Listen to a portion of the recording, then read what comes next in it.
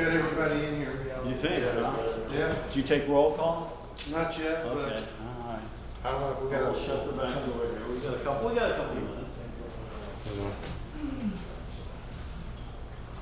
So much information.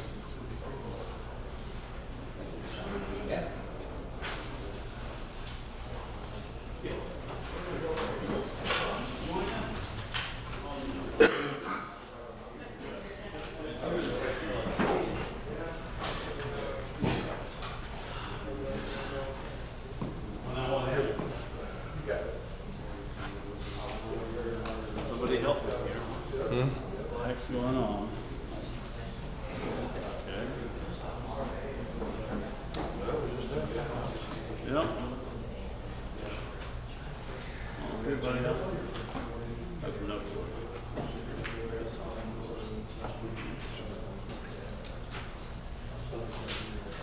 Get this back. Well, we were ready to go. Yeah.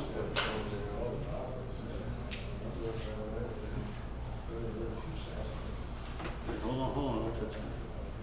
Don't touch anything. Here we go. You like it? Yes, Helpful? Hopeful? All right. Again, welcome this afternoon. Really appreciate everybody participating today. I know that now that they're doing training classes on Mondays and Tuesdays and all the attendance that they've had a really good turnout this year. And for Keith and myself, it's really an honor to come back each and every year to participate in this event. And I'd like to introduce Keith Wheeler with HR Resources of the Carolinas. As you may or may not know, for those of y'all that have been here before, his last name is the same as my last name. So we do have the same father, we do have the same mother. We had a brother that passed away a couple years ago, but I will tell you that when it comes to HR, he has been my consultant of choice for the last 35 years. The same thing when it comes to electrical, I'm his point of contact. So please give Keith your undivided attention, and it's a very important issue he's going to be talking about. Keith, take it away. Thanks, Wes. I didn't actually realize I've been in HR that long. So since I'm the younger one of the three, I'm sure you can tell. Liar. I don't know what I'm saying. So here's what I noticed about the presentation. Thanks for showing up. So I figured that when you saw the word harassment, you all wanted to come to make sure you knew exactly how to harass people. Is that correct? Is that what we're doing? Okay, so I'm going to try and do my best to show that. We do have a lot of information to cover in an hour, and I know that we can't get down into a lot of details. So as usual, this is going to be fairly sort of high level, just sort of gloss over some of the information, give you some highlights, and hopefully at some point, maybe just trigger, some interest on your part. So let me start first by asking a couple of, at least one question. How many here have responsibilities for HR and with their safety duties? Yeah, it's kind of what I figured. There's going to be a few of you here. So have you ever heard about harassment and what you do? Does that work in your world? You ever have now? So here's what we're going to cover. First off, this is not going to be a legal presentation. I'm not an attorney. Still haven't been one since last year. But we will cover information from my perspective as a certified senior professional HR, and as Wes alluded to, my younger brother alluded to, I do this a lot as an HR professional. So I've been doing this for quite a while, do it for a number of clients across the country.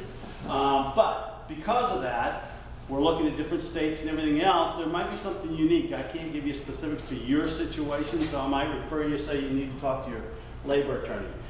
But what I would like for you to take away from this maybe is the importance of the topic, how it affects you and your coworkers. When we're talking about workplace harassment, it's a safety issue, how does it affect you and your coworkers? Being aware of your obligations, taking accountability, I think it's really important. Even as safety professionals, you have a responsibility and accountability to preventing harassment in the workplace. And third, really the importance of educating your employees, right? That's really important. We talk about that through almost every session I've seen people talk about training and educating. All right, so with that, let me ask a couple of questions here. This is the group participation exercise. We'll have another one at the end, all right, just so you know. First, let me ask a question. How many of you have 15 or more employees? How many of you have heard of the EEOC, the Equal Employment Opportunity? So they're your best friend now, right? Because you have more than 15 employees. That's where the Equal Employment Opportunity Act comes into effect at 15 or more, unless you're in certain states. There are some states it starts at 8. There's some states that start 5. There's some states that start differently. How about how many have a harassment policy or anti-harassment policy? I mean, if you know, I see a couple people haven't raised their hand. So we're going to talk about your policy here in a little bit. What about how many of you trained your managers and supervisors within the last 12 months? All right, so I see a few hands. What kind of training was that? Tell me how you did it. Online. Oh, Okay, you're online. we had them log into a portal. We had we worked with our insurance agency and our employment law attorney to develop our program for both general employees and managers to be compliant with both the state of Illinois and the state of Chicago requirements. Yeah, because you have some there are certain states that have specific requirements for supervisors and employees. And I'm only going to touch on that at a high level here in a second. So, but it was tailor-made, custom-made for your organization? Through the employment law division and our insurance broker. Yep. So that way we know that the people who have to defend us. Turn it back around. It's their responsibility. So we talked about supervisor managers, and you mentioned employees. How many have also trained your employees on harassment within the last 12 months? Again, same question, how was that done? I heard online, I heard this was developed specifically through a portal. I guess they're still doing it online. Our managers are pretty much done online, but our trade and craft employees are done in person, Okay, is it, in a group setting. is it done annually or? Yeah, annually. Okay, annually. How many have also, are you aware of, have received a harassment complaint in the last 12 months? You ready? Aren't they fun to deal with? I mean, they're so quick and easy because, you know, take note, they're not distracting or anything. We'll talk a little bit about that. So as you can see, there's a lot of involvement here with employees and managers. But why is this topic important? So I know Wes was talking about, I'm not going to say it right, now being like the NFP 70, I think, and the legal requirements and all that other stuff. What's the legal requirement for training under the OSH Act for harassment? Wow, quiet. What's the legal requirement? And let me is there a legal requirement? You need to be trained on hazards associated With the work environment? yeah, so if one of the hazards is harassment. And where's that fall in under? Would that be general duty calls? General duty clause. That's really where it's going to fall under. There is no specific federal law that prevents workplace safety and hazard standards that addresses harassment in the workplace. It does fall in under the general duty clause because again, we talk about we furnish our employees with a place of employment free from recognized hazards, right? That can cause death of serious physical harm. And what we know about harassment is it can cause serious harm. Right? It can translate into serious physical harm because we know that when we think about typical injuries, we think about the broken bones or the gushing blood or something like that. I want to think a little differently about, yes? So you won't really get fined by OSHA for harassment. So if it's retaliation or you report an unsafe condition, then there's retaliation to start harassing. And OSHA fine for not providing safe general duty calls? That, I'm going to defer to Wes on that question because really it's about what did the employer know and how did they respond or react to it because it's about preventing the known hazards. Again, what you're referring to is an employer harassing an employee for a complaint. Yeah. And that's illegal. That's Yeah. part of the whole violation thing. And OSHA now has a memorandum of understanding with the Department of Justice. They will prosecute. And that's the reason why this presentation by him is so important for everybody to understand when you start talking about harassment. Yes, this can be, harassment for sexual harassment for, physical harassment. But when we start looking at trying to harass somebody because they made a complaint, that in itself is typically going to be handled by OSHA, and they come down swift and severe. Where that's going to fall is under the whistleblower clause because if I bring forth a claim or harassment in good faith, blow the whistle on what's going on here and you don't do anything about it, you're going to have some liability as an employer. They just So- recently had some good, they just recently had some big cases settled for individuals that reinstate people and paid them past claims. So We're going to talk about a few of the penalties and stuff going forward. So sexual harassment will also be considered not retaliation or just whistleblower sexual harassment? Well, sexual harassment is harassment, right? So it's going to just the form of harassment. It's going to follow the employers having a duty to prevent that from occurring in the workplace. And what I'm trying to do here is just tie it together within a safety aspect. So because of that, what you have is when you forget the physical harm that happens, the broken bones, gushing blood, we're looking at psychological injuries, right? The distraction that occurs, whether it's embarrassment, loss of reputation, it could be stress or absenteeism on that individual as they come in. So we know for a fact that it can have a mental stress on our employees. And we talk about employee well-being, we're going to touch on that also.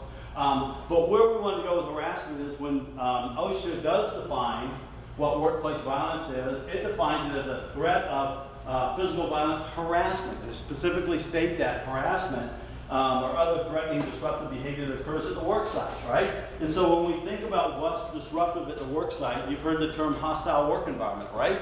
That people create, oh, you've created a hostile work environment for me, so I can't work. I'm now mentally stressed out.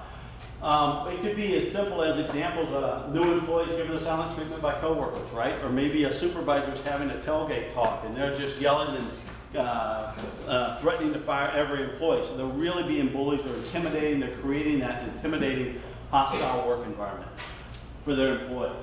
Now, what's the definition of harassment? How do you define harassment? Anybody? Any type of unwelcome behavior that's, Okay. thrust upon you. Unwelcome behavior. It's one definition. The EEOC has a formal definition. They call it a form of discrimination that includes unwelcome conduct. It's based on an individual's protected class status. Now, you've probably heard the term protected class status, age, sex, race, religion, national origin, genetics, disabilities, things of that nature, right? Those are all what they call protected class individuals. Now, this is because, it could be because they oppose some type of treatment or they oppose some type of treatment of others in the workplace. But that's the EEOC's official definition of harassment in the workplace. Now, well-being. Has anybody attended some series of employee well-being sessions talking about their employee well-beings, whether it's social well-being, financial well-being, workplace well-being? Have you heard those terms? Have you gone to any sessions on those type of topics? Because they really play in to creating an environment that's free from harassment and making employees feel safe. And that's a key word here, providing a safe environment for our employees to work. So again, some of the causes of stress can just be being unhappy in your job. It can be poor management, if you will. But another key of workplace stress can be facing discrimination or harassment at work. That's a form of affecting my employee well-being and workplace stress if your company's not supportive. So how do we do that? Well, one of the ways is creating a culture. We talk about having a safety culture here for all of our employees. We want them to be in an area that we feel is very, they feel safe. And when our culture is right, we know through Gallup, they're one of those research and survey firms that go around and do a lot of different analysis and surveys. What we know from them is when the culture is right, you're able to attract, retain, and increase your employee engagement within the workplace. You're able to improve safety because your employees are present. Right? They're not distracted. They're not worried about how they're being treated or mistreated at the workplace. And of course, we know it enhances DEI efforts, and it also delivers the best customer experience. Because when our employees, again, are engaged, they're going to be engaged with your customers also to make sure that everybody's satisfied. So it's all about the culture. Now, the other thing is that, how would you, if you think about harassment, it used to be somebody just go complain, right, to a manager or supervisor or somebody or HR, I'll go turn it in HR. Think today that their avenues are so much broader. How quickly does social media take over if somebody's mistreated at a work site, right? It's real quick for them to jump on Twitter or Instagram or X, or not Twitter, but X. As you go forward, right, people have avenues now as they can communicate about your company mistreating them, harassing your employees, discriminating against them. So you want to think about how's that viewed by your customers and your clients out in your community. All right, so the effects of discrimination. I found this really interesting statistic that I thought was interesting to me. Part of the surveys, they wanted to know what the difference was between employees who strongly agree that they've experienced harassment in the last 12 months, and what was it if they raised the concern about how being treated, they were confident their employer would do the right thing. Right? So in this survey, you'll see that only about 20%, well, not only, about 20% of each category said no. They didn't have confidence in the employer would do the right thing. But I thought the other thing that was really interesting is only about a third of the participants said their employer would do the right thing, right? Why wouldn't that number be higher? So that says something about how does your employees view your organization. Do they have confidence in you and doing the right thing? So it's something to kind of think about. I don't know how many of you do employee engagement surveys? You do anything with them? You do them regularly, annually? Annual. And what do you do with the information? Sift through it and It's some great very reading unhappy material. employees sometimes. All right, is it ever shared with the organization, the Yeah. results? Recently was, yeah. Okay, and action plans come out of that and all that, but this is important to note. All right, so again, when we talk about I'm confident my employer would do what is right, sometimes that term employer comes back to supervisor. Who's my manager? That's what represents the company. Do I feel my manager would do the right thing? And so it's important to note how that's affected. I think those numbers should be higher. We talked about the EEOC earlier, and I think it's important to note that in dealing with harassment in the workplace, they're very active. Again, a couple of you have dealt with the EEOC claims. The recent data from fiscal year 22 showed that there were over 24,000 complaints of harassment in the workplace filed with the EEOC. Out of that, over 6,000 of them were specifically for sexual harassment, right? And I find it an interesting number, 16% by male, because a lot of times people don't think that men can be harassed. 60% by that, but out of that number, over 1,600 of them had their complaints resolved by what's called a merit resolution. Right? Do you know what a merit resolution is? Basically negotiated settlement. A negotiated settlement. So what's the M usually really stand for? Money, right? That's really what it amounts to. And that monetary amount of money recovered for those victims in a merit resolution was over $59 million. That's just for the victims. So that doesn't include the money you have to spend with legal fees, negative publicity, lost productivity, people being distracted, your turnover, people who leave the company because they didn't have confidence that you would do the right thing. And so that's all playing into how your employees are focused and engaged and attentive when they're at work. And we know when they're not, they're at a higher risk for accidents and injuries in the workplace. Interesting about that is that it really averages about almost $37,000 for a settlement. And so we talk about writing a check to that individual for $37,000. What we haven't talked about is when you went through that merit resolution, you just engaged your best friend for the next 2 to 3 years, because the EEOC is going to be your partner. They're going to be engaged in everything you do with your employees. They're going to tell you what to do, and they're also going to review everything you do when it has to do with employees. So they're going to monitor you for the next 2 to 3 years. That's part of the negotiated settlement that you're going to have. I don't know about you, but I don't really want them involved in my business, right? So that's one of the important reasons, I think, as we look at it. They are active. They are out enforcing this discrimination and harassment in the workplace. So if you look at it this way, from the EEOC, and you look at, okay, I don't want to write a check for $37,000. Here's another way to look at it as a business person. Right? Look at it from the amount of, if I have to sell an award, how easy is it for you to generate $1 million in sales? Right? You can go do that every day, right? They're quick $1 million sales. Happens, blink of an eye. But if I have to pay out an award of $250,000, that's $250,000 of money I don't have to operate my business, because I have to pay that out. We say, oh, I'm insured against that. A lot of times there are huge self-insured deductibles you have to pay up front. So now I'm taking that $250,000, I can't give raises, I might not be able to buy new equipment, I might not be able to provide some additional training, or I might not be able to add additional jobs, right? Because now I'm paying out $250,000 for something that I could have prevented all along, could have avoided this. Well, that $250,000, you also, outside of that equipment, everything you just mentioned, you now have how many additional man hours that it took your internal staff that could not be producing sales because they were in court, they were. Oh. You're.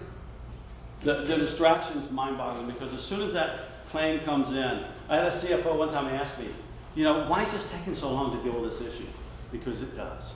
Because you want to do it, you want to do it right. You got to get to to the bottom of the facts, but then you have to respond. They tell you how you're gonna respond. So when you get those charges, they're gonna be very spelled out. You know the specifics. Here's what you're being accused of. And we have to go through now and investigate that and respond to those charges. We have to respond to each of them individually. And we gotta show that we did a thorough investigation to make sure it happens. That's why we wanna do all this up front before it ever gets to an agency. We don't want them coming in. We wanna avoid this. And we're gonna talk a little bit about how to do that. But my point is, from a business perspective, all the things it takes away, it's a distraction in the workplace. Lost productivity, lost engagement of our employees, they're now focused on something else, or even increased turnovers here. So, what we also know about harassment is that there are states, and you mentioned a few of them here, that require training for employees. Now again, this is not meant to be a legal document, it's kind of a highlighted summary. We know California requires training every 2 years for employees and supervisors. Supervisors have to receive at least 2 hours of training every 2 years. Connecticut, they have to be trained within 6 months of hiring.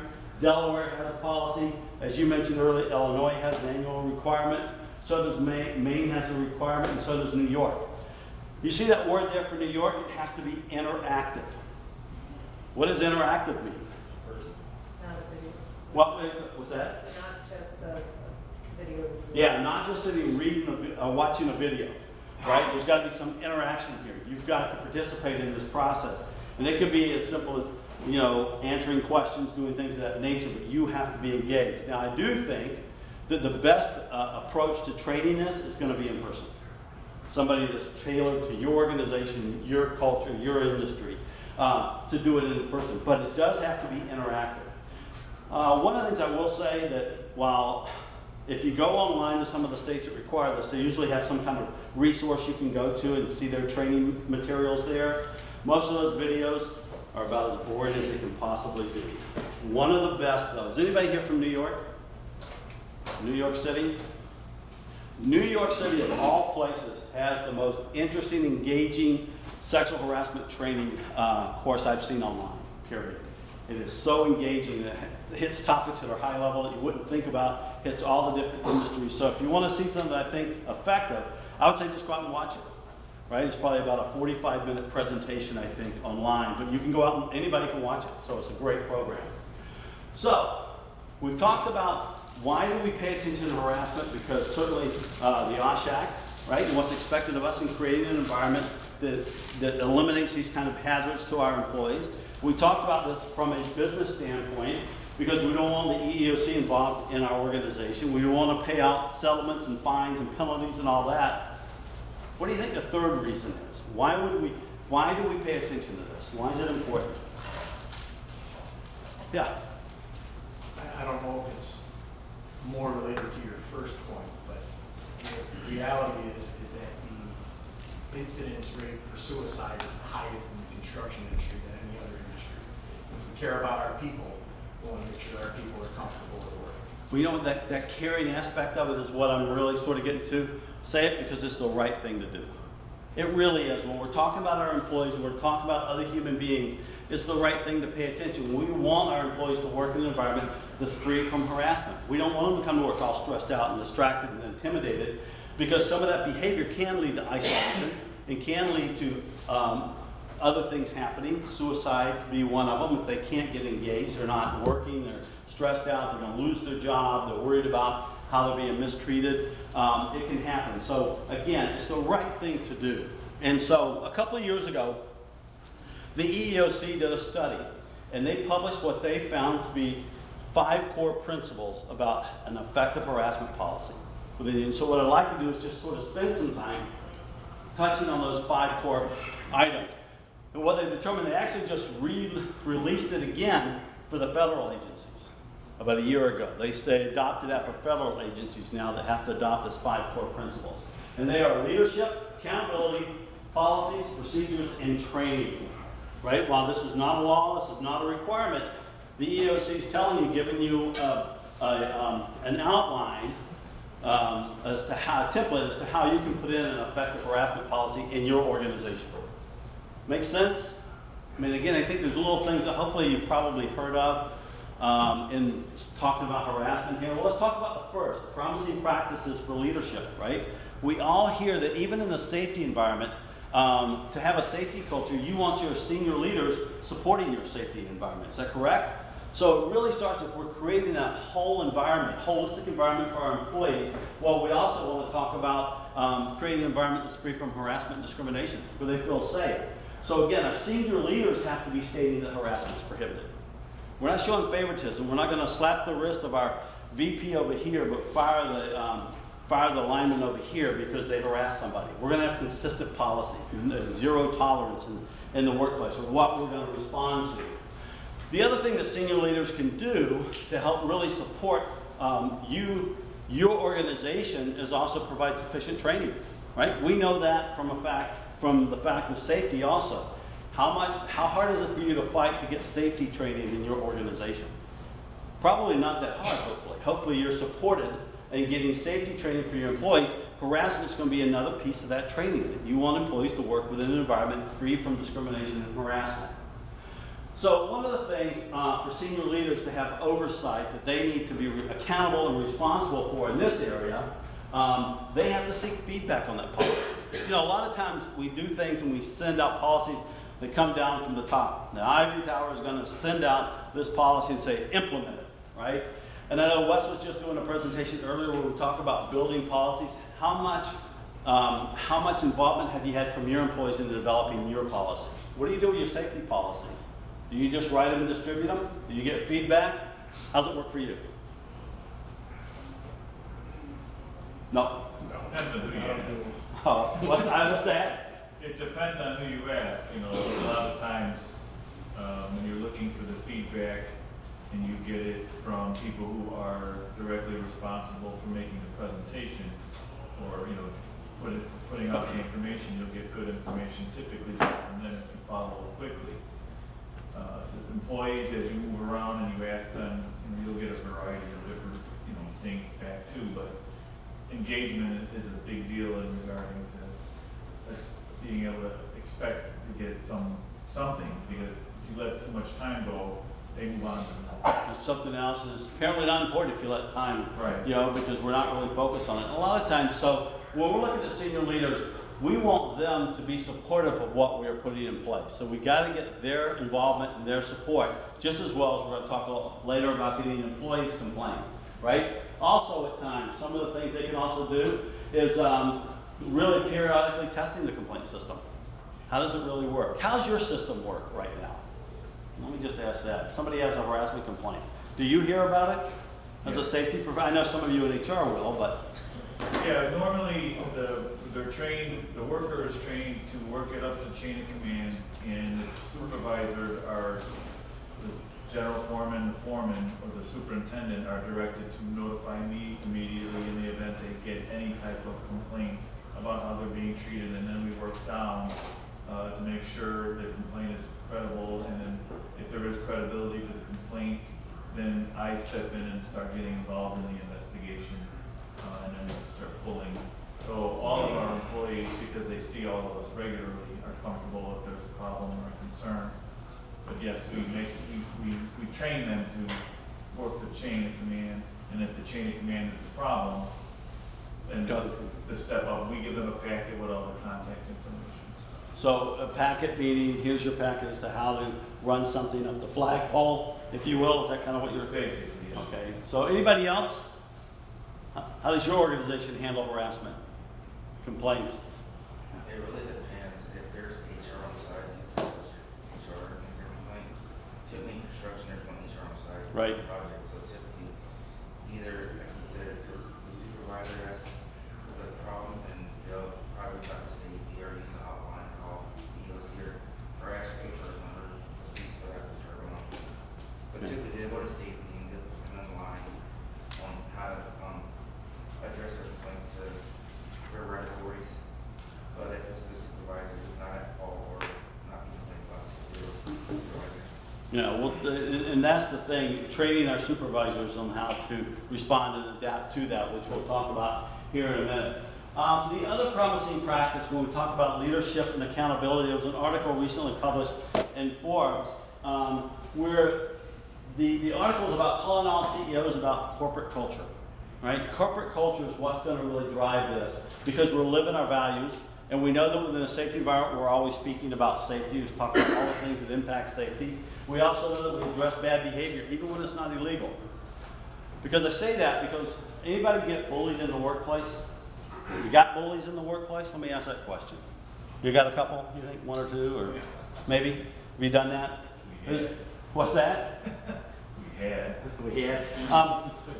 Bullying, is it illegal? Is it illegal to be a bully? How many say yes in the workplace? Oh, have some guts. Answer it. Is it illegal? It's not. It's not illegal to be a bully. Bad taste, maybe. It's not illegal to be a bully. Bullying per se is not illegal. However, the behavior is unacceptable in organizations that have the right kind of culture, right? So you might be a bully to me, and that's not illegal, but our culture doesn't accept that kind of behavior in the workplace. That's what we're talking about. We're talking about culture. If we're not treating each other with respect, that's what you're addressing here. Doesn't that fall under the preview of creating a hostile work environment if you're creating an uncomfortable environment, and that bullying is number one cause of that, Jim? Well, it can. It can. It absolutely can create that hostile work environment. But again, it goes back, just at the surface, being a bully is not illegal. Your right? first encounter, maybe not. Yeah. So it can quickly change and escalate. At least that's been my experience. Yeah, one time you get yelled at, okay. No big Well, but deal. I'm yelling at everybody. If every week you're getting yelled at or being treated improperly or something like that, that pattern becomes developed, and that becomes.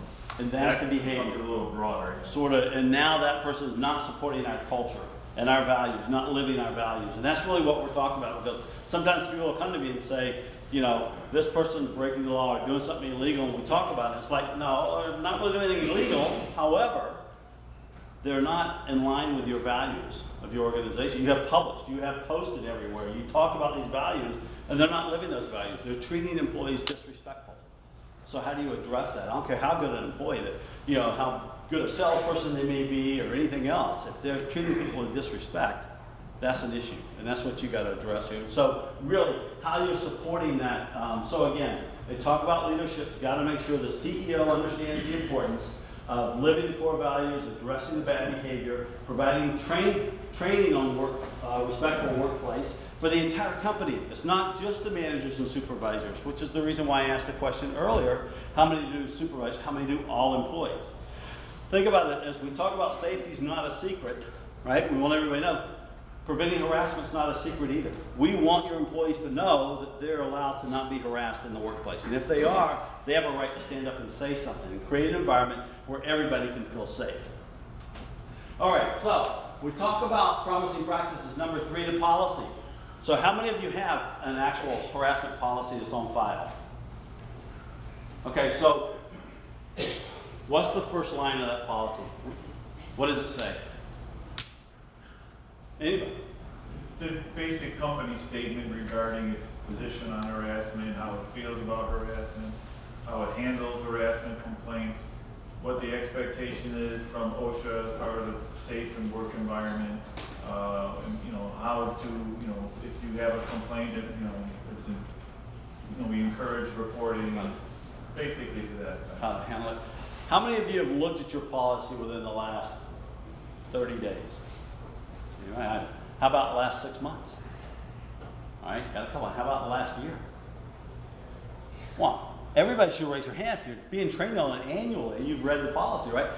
The point being is just like, again, we talk about some of the other policies. They're in a handbook someplace. They're there, right? But I'll guarantee you, while if you haven't reviewed your handbook, and even as a safety professional, you should be aware of what that handbook says for employees. You're going to want to know because your employees are going to know. If you're using it, how many of you have an employee handbook? Like the majority of you are. So if you have a handbook, you should be intimately familiar with what that handbook says, especially when it comes to either policies or procedures. So what your policy needs to apply also is that it doesn't just apply to you and your employees. It applies to third parties as well, right? It can apply to the mail delivery person, the delivery drivers from UPS, FedEx, anybody else. It can apply to any of your vendors, customers, suppliers, any of those. Third-party individuals should also be covered by your policy. Because what you don't, as you should know in your policy, is your employees do not have to be harassed by third parties. And if they are, if they come to you, you have a responsibility to address that. Are you aware of that? That you have responsibility to address third-party harassment? What does that mean? So you have two employees talking to each other and the driver for Amazon walks up and hears what they're saying and is offended by what you're saying? No, it could, and we're gonna get to that in a second, but what I'm really looking at here is that, that Amazon driver can't be harassing your employee. Can't be saying, you know, negative things, discriminating against them that are racist, can't be sexual of that nature. If your employee's uncomfortable with that, remember, we're adults, they're comfortable, they have a right to speak up and say something. That's really what we're talking about, the third parties can't. But there's a catch to that. What do you think the catch is? Unwanted. Well, okay, unwanted is always a key word. We're always going to have that. The behavior's unwanted. So third parties cannot harass your employees. I always like to talk about the fact that there's a catch. Do you think, besides this unwanted, any other catch? That's know what your Without policy knowledge is. of your policy. All right, you got to know your policy. What was that? Without knowledge of your policy. Right. So if we have a construction site, you have your project manager is walking on site, your subcontractor is an electrician, the electrician makes a comment about your female project manager, or legs on her, look at whatever, they're not aware that that's against your policy. Well, you have a right, if they make our employees uncomfortable, we have a responsibility to address that. Here's the catch. We can't harass them either. It goes both ways. You can't harass those third party, and your employees can't be harassing them. They can't be doing the cat calling and making derogatory remarks to people coming by. And if they do, that individual has a right to file a complaint with your company, and you have an obligation and responsibility to address that behavior immediately. So it works both ways, is what we're saying. We really want an environment that's respectful in our culture and the way we treat ourselves and each other and the community at large that we serve. Does that make sense?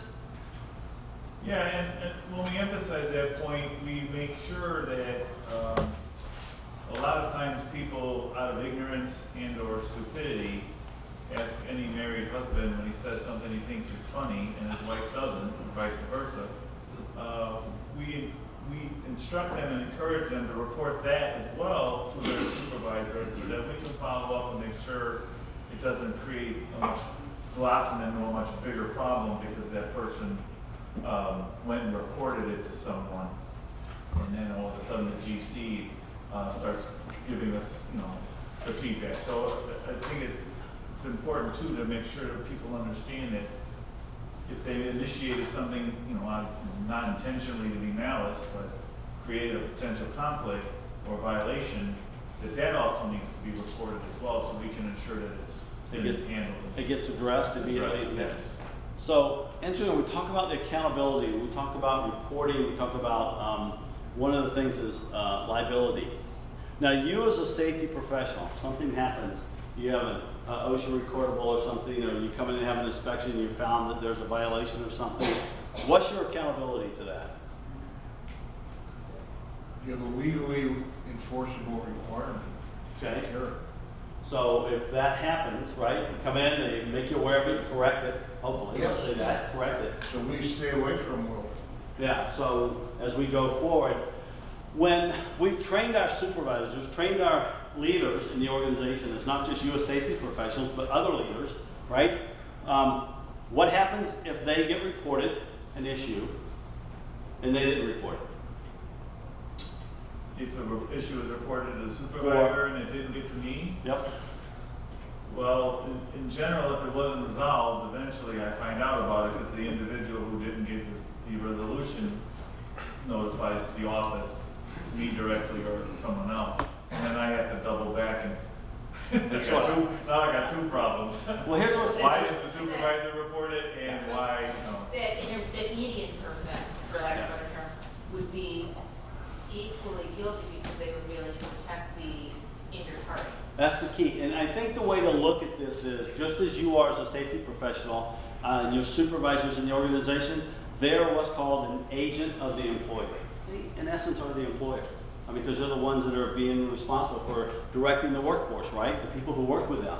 So what happens here is when that person mishandles that complaint, they were trained on how to handle complaints when they come in. They hopefully were trained not to make a judgment call. It's not up to them to be subjective about it. He was just kidding. Don't say it. Don't take it too seriously, right? They are trained as to how to respond to that and how to report it up the chain, if you will, to get addressed. Because if they don't, it creates personal liability for them. They could be sued in a civil court for tort that they mishandled something. They interfered with the employee's right to work in an environment free from harassment. So I don't know about you, but I don't want to take the liability. And there's a lot of states that will hold the supervisors accountable. So when that lawsuit comes in, company, CEO, HR, oh yeah, and that supervisor who mishandled it, all going to be named in the lawsuit. So I want to make sure I do everything I'm supposed to for that accountability piece. I don't want to be acting outside the scope. Yes? And it, Excuse me. I was just gonna say, I survived a very vicious EEOC complaint of racial discrimination because the employee was terminated for job performance, and I had solid cases on it, reasons why for the termination, the employee rules of conduct violations that applied, plenty of counseling to try to change the situation. And then I had to, do depositions. EEOC came in. I was totally exonerated, but what really pissed me off the most That's a was technical my term. employer did not come to me and tell me you did a good job. We're happy with what you did. This is the final result of what it was. Okay, so I didn't get that positive feedback, while I'm out there wondering what the hell is going on here. I've had to deal with OSHA before, so of course I had, experience with federal agencies. I didn't have a lot of trust in EEOC because they were going to come after me. But it turned out that there was nothing to the complaint at all, and the employee's termination was upheld, and by National Labor Relations Board, and the fact that there was no harassment found, period. But my employer didn't come to me and tell me or encourage me or just say, hey, good job. Just that. No support. Has anybody else experienced that? A lot of times you feel like you're out on the island by yourself? Previously, so you sort of feel like you're just out here, it's your problem, go deal with it, and we expect you to make it go. It's just an expectation, right? Well, it's not, because what you experience is exactly what you're going to go through with an EEOC claim. Just like OSHA comes in and does an inspection. There's an issue. There's a whole lot of hurdles and steps and everything. The EEOC is going to be the exact same way. I wasn't going to do this, but we'll skip one of the slides. But is anybody familiar with a fable, a cat's paw fable? And everybody's heard of it. Everybody's like, well, what is that? What's cat's paw fable? Well, cat's paw fable is about a monkey that convinces a gullible cat to go steal all these chestnuts out of the fire. Man, if you steal these things, we can enjoy all these chestnuts. The cat steals the chestnuts out of the fire, burns its paws, can't touch them, eat them. The monkey gets all the chestnuts and goes on.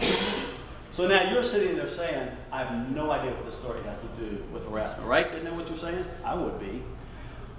What the cat's paw doctrine is about is that some individual, and at a lower level, influences a decision maker to carry out their acts of discrimination. Give you an example. When you want to terminate somebody, write them up, discipline them, or whatever, what does HR always say to you? What do they ask for? Oh my God, that word documentation. I want to know. Well, here's what I know. Wes has been misbehaving. I don't like him anymore, even if he is my brother. I want to fire him at this point. So here's what I know. I got to go to US HR. I don't like him because of his religion or whatever case may be. But you know what? I start documenting everything. So I come to you. Boom, here's my stack of documentation. I've documented everything. Dotted the I's, crossed the T's. You look at it as the person who's going to give the okay to terminate. Wow, I's dotted, T's tossed. Wes, you're fired. You're out of here. We have our documentation. So we're feeling good now. We're going to stand up to this.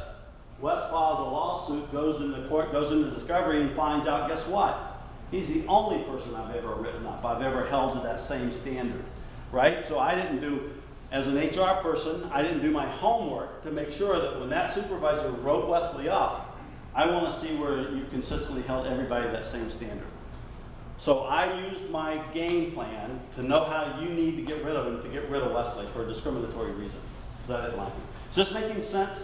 That's what's called the cat's paw doctrine, and believe it or not, it is recognized by the Supreme Court.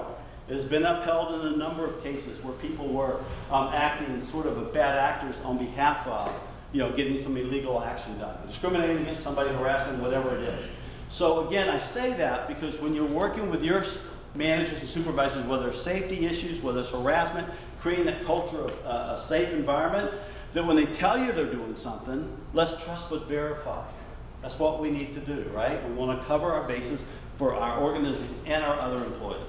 So anyway, that's the cat's paw doctrine. You've heard of it. It is out there. It's in the Supreme Court. The EOC's used it a few times also. So they will hold you accountable for your supervisor's behaviors. All right. So in keeping with this, we talked about your policy. One of the things, and you already highlighted sort of the key on the policy, you want to make sure it states right up front you're committed to maintaining an environment that's free from harassment. So you're creating that culture and that environment to help your employees work in a safe, comfortable environment. You also want to make sure that your policy also states a lot of times that employees have a responsibility to helping enforce this policy. A lot of times we hear things like, well, management didn't enforce this.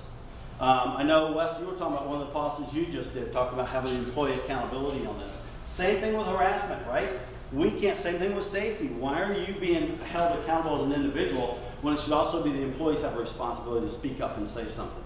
Well, your policy should also state that right up front, that if you've experienced it or you've witnessed it, if you have reason to believe, you are responsible for bringing that forward to the organization. Because again, we are trying to get back to creating a safe environment for all of our employees, right? Make sense? I mean, I've seen that so many times, and it's so quick to be able to say, I'm holding you accountable for bringing it forward. It's the only way we can address it, because certainly sitting in management offices, we don't see it. We're not on the job site every day, so we don't know if it's happening. So if you're being harassed or discriminated against, we want to know about it so we can take immediate action at that point. You also want a complaint system, and it's interesting how you talk about sort of the chain of command and rounding up the flagpole. The key here is making sure that those people who have the potential to receive the complaint know exactly how to handle it. They need to be well trained on how to do that. Similar to when you're doing accident investigations, you've been trained on how to investigate incidents and accidents on the workplace. When supervisors, managers, team leads, whatever terminology you use, they are looked upon as sort of a supervisor role, and they have the ability to receive complaints, they need to be properly trained on what happens in that complaint. Because if it comes in, you come to me on Friday at 5 o'clock, by the way, I'm on vacation next week, just to let you know, and you have a complaint, and I'm like, you know what? Ooh, man, I'm sorry to hear that. So I tell you what, will you get on my calendar for the week after next when I get back, and I'll help you address this and we'll do all that. Right? What just happened? Brush it off. I brushed it off. I just created a huge liability for the organization. Huge. Because I didn't take it seriously and didn't react to it right then and there. So you have an obligation to respond immediately to that. Now, that doesn't mean I was going to investigate it and do it, but I'm going to get it reported quickly. I'm going to run this up the chain real quick to make sure it gets addressed for you. Even if I am on vacation, we're going to continue to let somebody look this over. I think that's really important. We want to make sure that they're aware of it. The chain of command thing, my approach to that is it should always be, we want you to go through to your supervisor. I mean, that's the first, I want to encourage you to go to your supervisor because they're the ones who can support you the best. If there is an issue, they need help, you and them can go to HR and get the support and training you need. Whatever the issues they are, we can address it. And again, if it's your supervisor, you want to be able to bypass them. But at any point, you should not require the employees to go directly to the supervisor, chain of command. You always want to have that bypass available to them. Because you don't want them going and saying, well, I couldn't say anything because I was told I had to go to my supervisor. There's nobody else. I know. And they'll say, well, aren't these people? Yeah, I know, but we're told not to do that. We can't go there.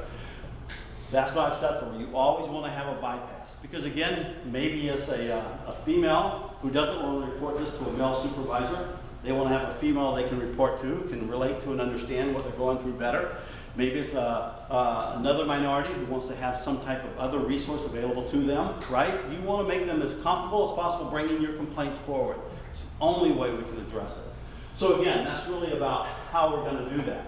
Then you want to make sure the person who investigates, we don't want our supervisors investigating it, right? Because they don't really know how to investigate. So one of the things to think about is how you train, who's going to, how they handle the situations, and then who's going to do the investigation.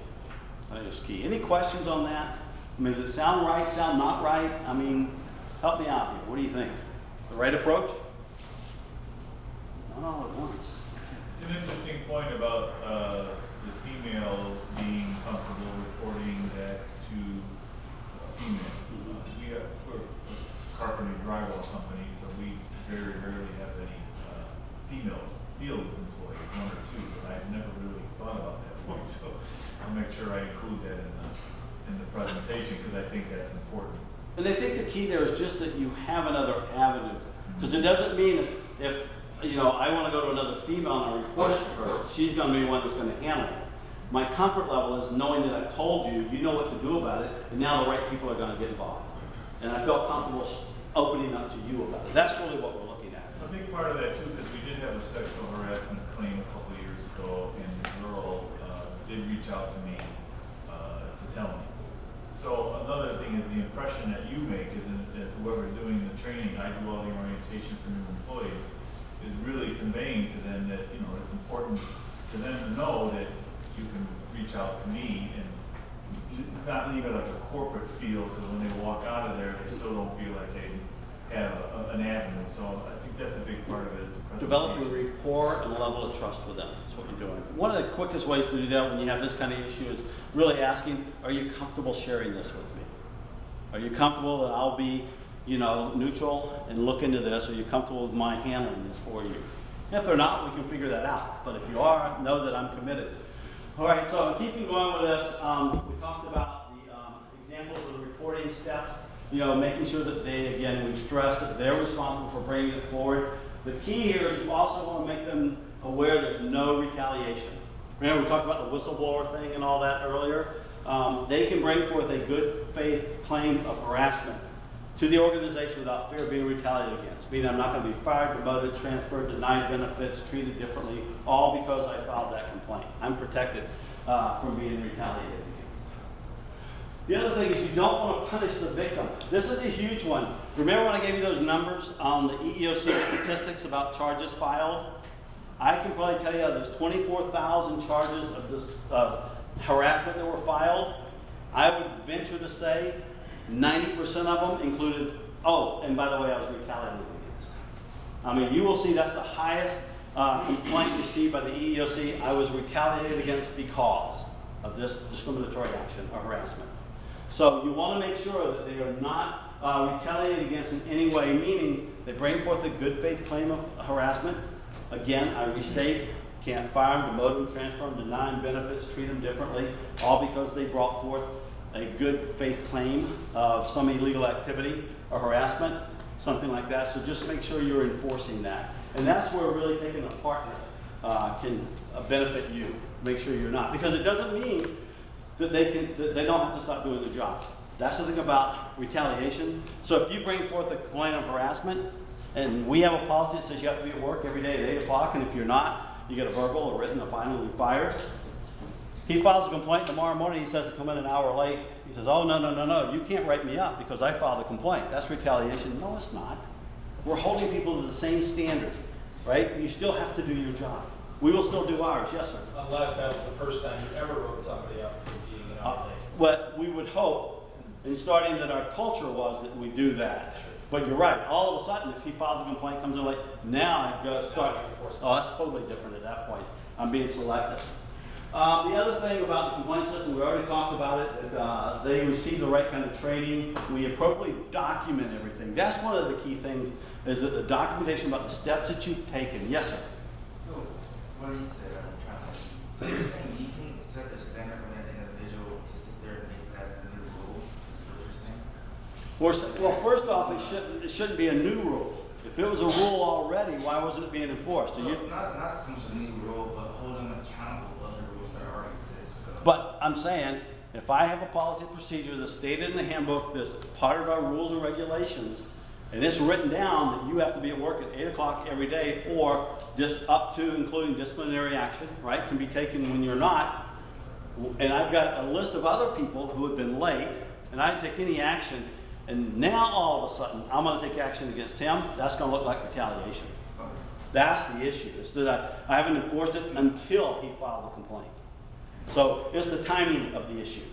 right? Now, if he hadn't filed a complaint and we decided to start enforcing it, all well and good. So what you're saying is like, so if you work in a shop and there's multiple guys and the policy states you gotta wear gloves while you're using this piece of equipment. What, I'm sorry? A policy states that you gotta wear gloves while you use this piece of equipment. Yep. So most, like, throughout the shop, there's most guys who don't wear gloves. Mhm. There's one employee that can constantly catch, Mhm. who doesn't wear gloves. You can't penalize him to set the standard without penalizing everybody else. Consistency. I'm not showing favoritism, I'm being consistent. There's a reason, there's a safety reason why you have to be wearing gloves, to be working on that equipment. And you're telling me that it's no longer important for all these other people?